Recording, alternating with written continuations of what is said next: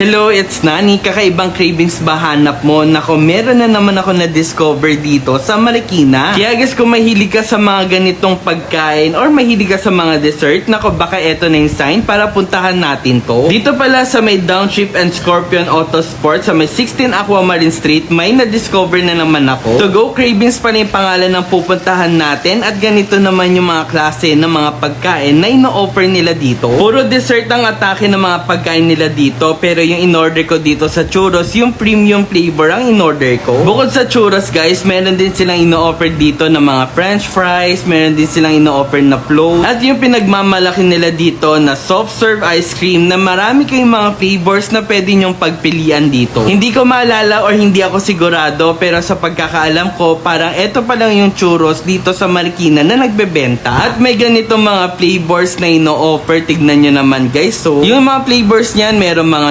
Nutella, Hershey's flavor, mga biscuit at marami pang iba. Kaya guys, kung ikaw ay kagaya ko na mahilig sa mga ganitong klaseng pagkain, ako ba naman, baka eto na yung sign para puntahan natin tong bago ko na-discover. Meron din kayong tatlong flavor ng french fries na pwede nyong pagpilian dito sa To Go Craving. Kaya guys, kung kulang na sa tamis yung jowa mo, nako patikim mo to at for sure, babalik yan sa'yo. Char. Dito naman sa soft serve ice cream nila guys, marami kayong flavors na pwede nyo ring pagpilian. Nagustuhan ko lang din tong Nutella kasi nga meron ding churros sa ibabaw kasi favorite ko rin yan at hindi ganong katamisan guys ha. Kaya guys, kung gusto nyo puntahan to, ilalagay ko na lang sa video yung address neto. Yung landmark neto guys, halos napakalapit lang neto sa Marikina Hotel, parang 2 minutes walk. Kaya naman ang masasabi ko dito guys, parang ito yung hidden dessert shop dito sa Marikina. Take note guys, hindi ganong kamahalin yung mga dessert nila. O sige na, ingat!